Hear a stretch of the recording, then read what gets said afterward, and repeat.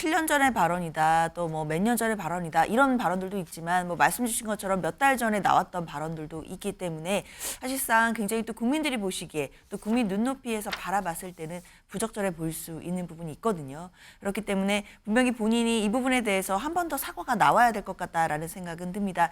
저는 과거의 발언이 지금 와서 사과를 한다고 넘어갈 수 있는 부분들이 아니거든요. 그렇게 되면 왜냐하면 지금 당에서 지금 어떤 조치를 취하지 않으면 제가 볼 때 반드시 총선에서 영향을 미치게 되는 부분이거든요. 그리고 또 저기 DMZ는 멋진 거 있잖아요. DMZ. 발목질에. 그러니까. 아니 그리고 DMZ에 들어가고 이 경품을 내는 거야. 발목질에 밟는 사람들한테 목발 하나씩 주는 아, 얘기를 그건 해도 좀, 그거는 네.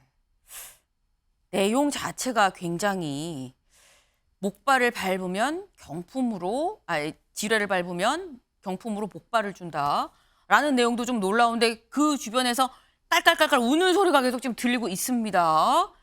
관련해서 논란이 될 수밖에 없죠. 정봉주 전 의원, 정봉주 후보 어제 사과했습니다. 과거 목발 경품 발언 직후에, 과거에 그때도 직후에 당사자한테 직접 유선상으로 사과를 드리고 관련 영상 삭제했습니다. 죄송합니다. 라고 어제 얘기를 했습니다.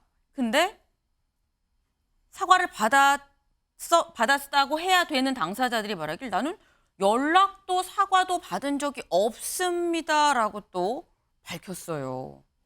근데 이렇게 되면 김철현 의원님 사과한 겁니까? 안 한 겁니까? 사과를 안 한 거죠. 사과를 하지 않은 거고요. 정봉주 전 의원 같은 경우에는 공인의식이 제로거든요. 그래 아마 본인이 다시 저렇게 정치를 시작하게 될 줄은 몰랐을 겁니다. 아마 지난 21대 총선에서도 네. 공천을 받지 못했거든요. 근데 어떻게 보면 이번 22대 총선 때는 보면 좀 세상이 바뀌어서 어떤 재판을 계속 받고 뭐 일주일에 3번씩 재판에 출석해도 그냥 공천권 행사하고 또 항소심에서 유죄를 받아도 조국 당처럼 당이 창당이 되고 또 옥중에서도 또 출마를 하고 또 당을 만드는 그런 세상이 되어버렸거든요. 그러다 보니까 이제 정봉주 전 의원 같은 경우에 지금 후보가 됐는데 민주당 이번에 시스템을 얘기하면서도 결국은 검증위원회에서 걸러내지 못한 부분이거든요. 저게. 네. 그러니까 검증이 제대로 안 됐다는 얘기죠. 검증이 제대로 안 되고 결국은 아무래도 이재명 대표하고 가깝냐 가깝지 않느냐 그리고 어떤 개혁의 딸이라고 하는 그 개딸들이 후원을 받느냐 안 받느냐 하는 부분에 있어서 저렇게 된 부분이거든요. 근데 저는 이게 굉장히 좀 심각하게 바라보는 게 물론 정봉주 전 의원이 후보 자격을 유지하고 있다는 것도 문제가 있지만 네. 과거에 이거 선거 전략상으로 보면요. 역대 보면은 정권 심판론이 나왔을 때 총선에서 정권 심판론보다 더 컸던 건 막말이었습니다. 막말. 그러니까 2012년도에 그때 19대 총선 때 보면 네. 그때 이명박 대통령에 대한 국정 수행이 20%대 떨어졌거든요. 네. 근데도 불구하고 그때 김용민 후보의 어떤 민주당 김용민 후보의 막말이 나와서 그때 보면 박근혜 그 위원장이 151석 과반도로 이겼습니다. 그 지난 2020년 그 지난 총선이죠. 그때 보면 문재인 정부에 대한 정권 심판론이 무엇 때문에 깨졌냐면 그때 차명진 후보 그러니까 국민의힘 후보의 차명진 후보의 네. 세월호 텐트 뭐 문란 행위라 그런 막말이 나왔었거든요. 근데 그것들을 제대로 정리하지 못하면서 그때 그 막말 파문 때문에 이 선거가 오히려 민주당이 180석을 얻는 그런 일이 벌어졌거든요. 그래서 아마 이번에 지금 국민의힘이나 민주당이나 계속적으로 어떤 막말 후보들이 계속 나오고 있는데 이 부분에 있어서 서로 어느 정당이 먼저 이 부분에 대해서 좀 정리를 할 것이냐, 이 국민 눈높이에 맞는 정리를 할 것이냐, 이것이 저는 굉장히 좀 중요해 보이거든요. 그래서 국민의힘에서도 지금 도태호 후보, 민주당에서는 정봉주 후보가 문제가 있는데 이 부분은 어느 당이 먼저 깔끔하게 정리해 주냐 하는 부분들이 굉장히 중요하다고 보입니다. 왜냐하면 지금 부동층, 중도층들은 다 침묵하고 있을 뿐이거든요. 네. 반드시 이 부분에 대한 결과가 나타날 거라고 봅니다. 민주당 후보 한 분이 과거 아주 오래전에 그 특정한 발언을 한 것에 대해서 본인이 당시에 이미 발언 직후에 사과했고 또 그 영상도 즉각적으로 내려놨기 때문에 잘못했지만 사과드렸고 아주 많은 세월이 지났다는 점 양해를 부탁드립니다. 다시 또 사과 말씀을 드렸다는 얘기도 오늘 오전에 보고받았습니다. 말 실수 또 과장된 잘못된 표현 책임을 져야 마땅합니다. 책임을 지는 과정이라고 생각합니다. 아니 왜냐하면 댓글을 봐야 되거든. 예. 이게 벌레가 많이 들어왔나 진보가 맞나 보수가 맞나 아이 이것도 봐야 벌레가 되거든. 뭡니까 또. 왜요? 방송에 집중하세요. 언어 좀 곱게 좀 써주세요. 그 막말이에요? 험한 사람들은 말 험하게 쓰면 뭐 아니 그 벌레입니까? 막말이에요? 아니잖아요. 아 벌레라는 게? 예.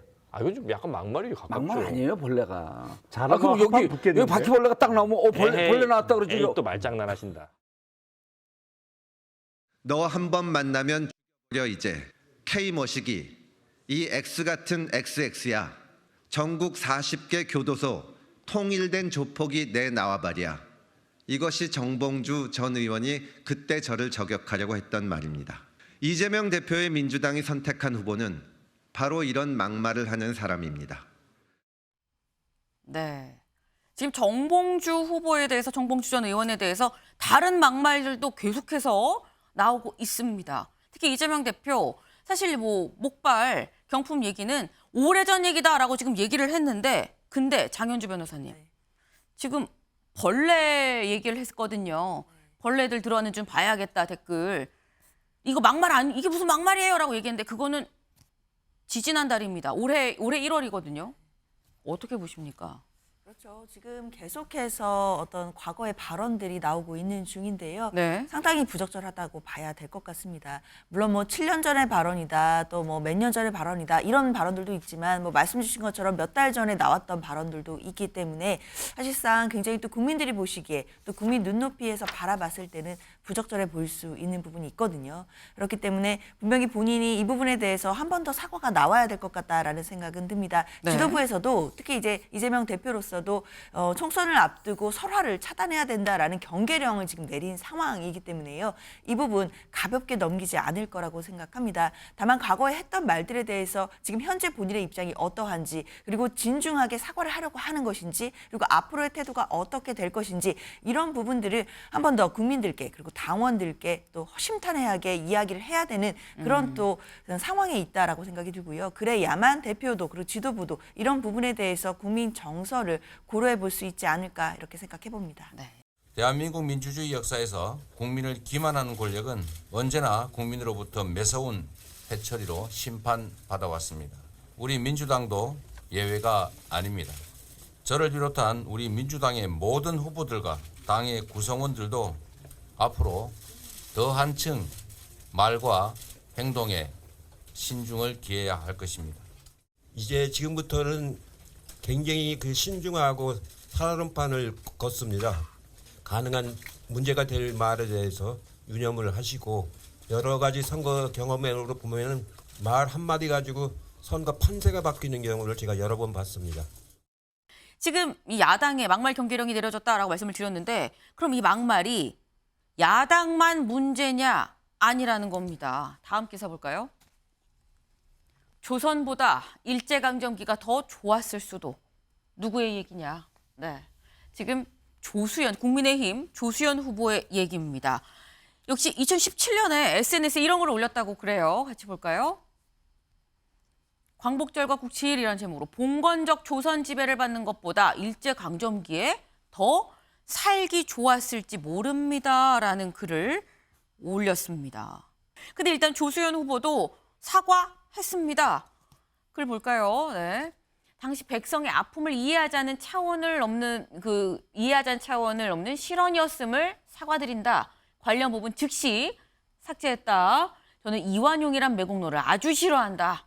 한 번도 이들을 옹호한 적이 없습니다. 라고 사과, 나 그런 사람 아니에요. 라고 지금 얘기를 했습니다. 근데 조수연 후보도 이 글만 문제였던 것이냐? 아닙니다. 이 글도 논란이 되고 있습니다.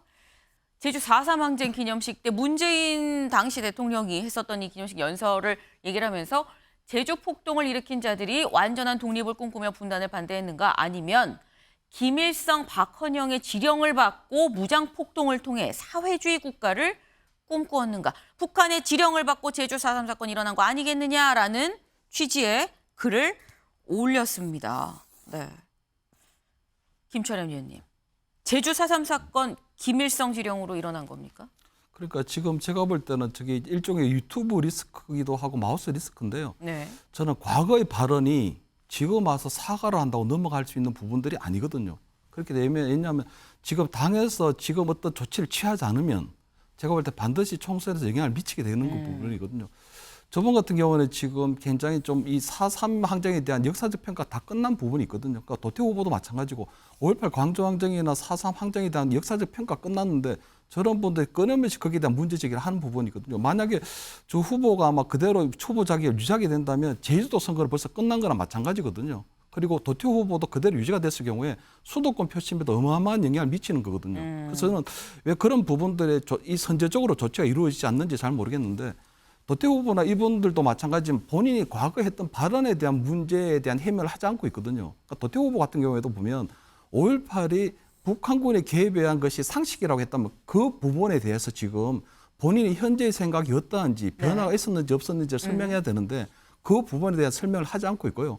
이 조승 후보도 마찬가지로 제주 4.3 항쟁이 만약에 이게 이 김일성의 지령에 의한 무장 폭동이라면 거기에 대해서 본인이 지금 생각하고 있는 바를 정확하게 해명을 해야 되는데 그 부분에 대한 해명이 없는 거예요, 지금. 그렇다면 그 사람들의 생각이 지금 바뀌었는지 안 바뀌었는지 모르는 상태에서 선거를 치르게 되는 상황이 되거든요. 그래서 저는 지금 조금 한동훈 위원장이 왜냐하면 지금 공천관리위원회에서 후보 자격을 유지한다고 해서 최종적으로 결정된 게 아닙니다. 최고위원회, 비대위원회에서 최종적으로 공천을 확정을 해야 되는 거고요. 저분들이 밖에 나가는 거는 한동훈 위원장의 명의로 된 공천장이거든요. 결국 모든 책임은 한동훈 위원장이 지금 져야 되는 겁니다. 아.